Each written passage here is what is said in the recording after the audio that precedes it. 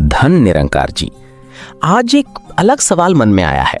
अगर हमारी परसेप्शन ही हमारी रियलिटी बनाती है, जैसा मॉडर्न साइकोलॉजी कहती है, तो क्या परमात्मा को महसूस करना भी परसेप्शन पे डिपेंड करता है?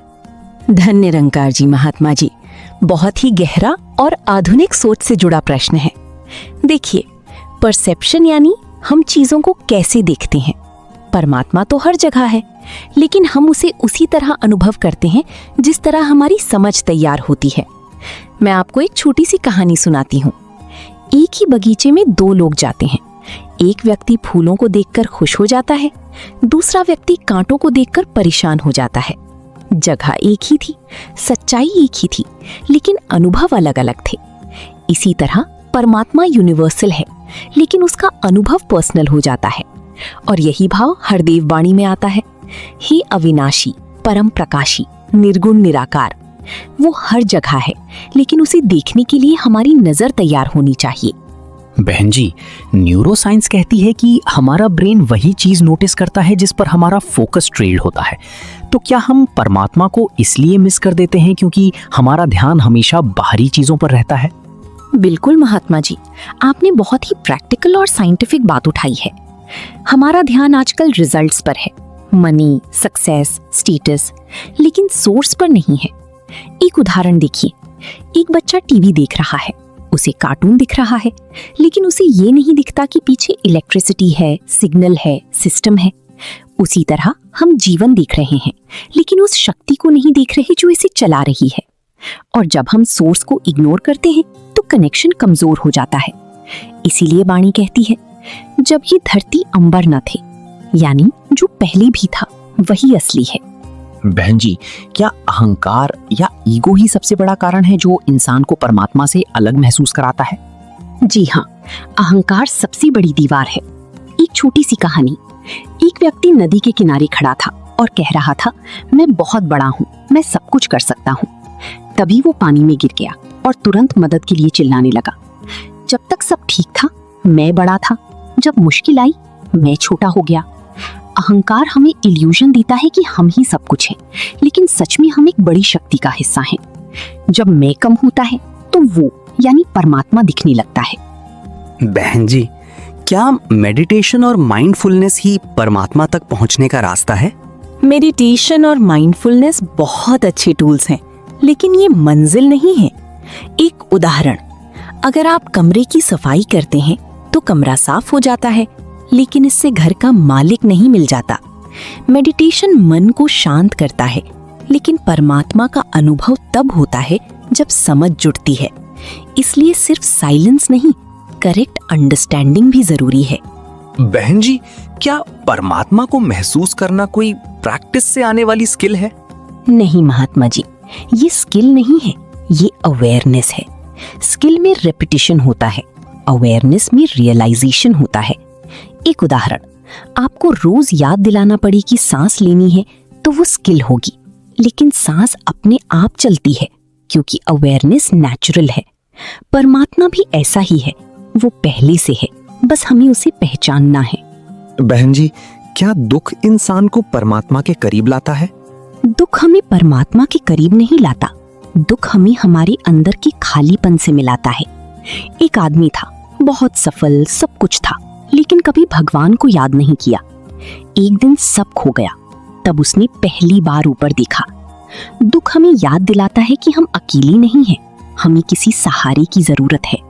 बहन जी, ओवरथिंकिंग क्या परमात्मा से दूरी का कारण बन सकता है? जी हाँ, ओवरथिंकिंग क्लैरिटी को खत्म कर देता है। एक उदाहरण, अगर पानी शांत हो तो उसमें चेहरा साफ दिखता है, लेकिन अगर पानी हिल रहा हो तो कुछ भी साफ नहीं दिखता। मन भी ऐसा ही है, जब सोच ज्यादा हो जाती है तो अनुभव धुंधला हो जाता है। बहन जी, क्या परमात्मा को महसूस करने के लिए अकेलापन जरूरी है? नहीं, अकेलापन नहीं, इनर साइलेंस जरूरी है। एक व्यक्ति पहाड़ों में गया, लेकिन उसका मन शोर से भरा था। दूसरा व्यक्ति शहर में था, लेकिन उसका मन शांत था। किसने ज्यादा अनुभव किया? जिसका मन शांत था। बहन जी, क्या हर इंसान परमात्मा को अलग तरीके से महसूस करता है? हाँ, अनुभव अलग हो सकता है, लेकिन सत्य एक ही है। जैसे अलग लोग एक ही संगीत को अलग तरीके से महसूस करते हैं, लेकिन धुन एक ही होती है।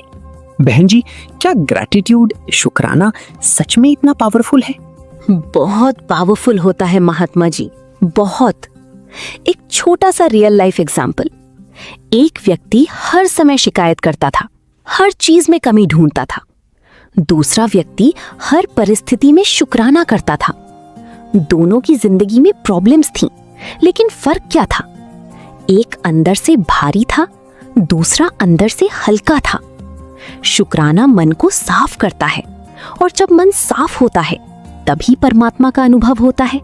बहन जी, एक बात और समझनी है। क्या परमात्मा को महसूस करने का कोई अंतिम स्तर होता है, या ये यात्रा कभी खत्म नहीं होती? मुस्कुराकर बहुत शांत स्वर में, महात्मा जी, ये बहुत ही गहरा सवाल है, और सच कहूं तो यही सवाल इंसान को आगे बढ़ाता है। परमात्मा को महसूस करना कोई डेस्टिनेशन नहीं है, ये एक एंडलेस जर्नी है। जैसे आप समुद्र के किनारे खड़े होकर देखते हैं, पहले आपको बस लहरें दिखती हैं, फिर थोड़ा आगे बढ़ते हैं तो गहराई का एहसास होता है, और जितना अंदर जाते हैं उतना ही लगता है कि अभी और बाकी है। उसी तरह परमात्मा की महिमा भी अपरंपार है, और यही हरदेव वाणी कहती है, क्या गाएगा कोई तेरी महिमा अपरंपार। यानी जितना समझो उतना लगेगा कि अभी और समझना बाकी है। बहन जी, अगर ऐसा है तो अंत में इंसान को क्या मिलता है? जब वो सब समझ लेता है तब क्या होता है? महात्मा जी, अंत में इंसान को कुछ मिलता नहीं है, बल्कि सब कुछ समझ में आ जाता है। और जब समझ पूरी हो जाती है तो शब्द अपने आप कम हो जाते हैं। एक बच्चा अपनी माँ के सामने खड़ा होता है, उसे कुछ बोलने की जरूरत नहीं होती, बस वो झुक जाता है। उसी तरह इंसान भी अंत में झुक जाता है। नमस्कार हरदेव है करता तुझको बारंबार। यही असली अवस्था है, जहां समझ शब्दों से ऊपर चली जाती है। बहन जी, एक सवाल और। आजकल लोग कहते हैं कि हम अपनी रियलिटी खुद क्रिएट करते हैं, तो क्या परमात्मा का अनुभव भी हम क्रिएट करते हैं, या वो पहले से होती है? बहुत अच्छा प्रश्न है। देखिए, रियलिटी क्रिएट नहीं होती, रिवील होती है। एक छोटा सा उदाहरण, कमरे में अंधेरा है तो क्या हम रोशनी बनाते हैं? नहीं, हम सिर्फ पर्दा हटाते हैं। रोशनी पहले से होती है। उसी तरह परमात्मा पहले से है, हम उसे बनाते नहीं, हम उसे पहचानते हैं। क्या इंसान बदल जाता है? जी हाँ, पहले रिएक्शन होता है, फिर रिस्पॉन्स आता है, नजरिया बदल जाता है, और यही असली बदलाव है। क्या गुरु जरूरी है?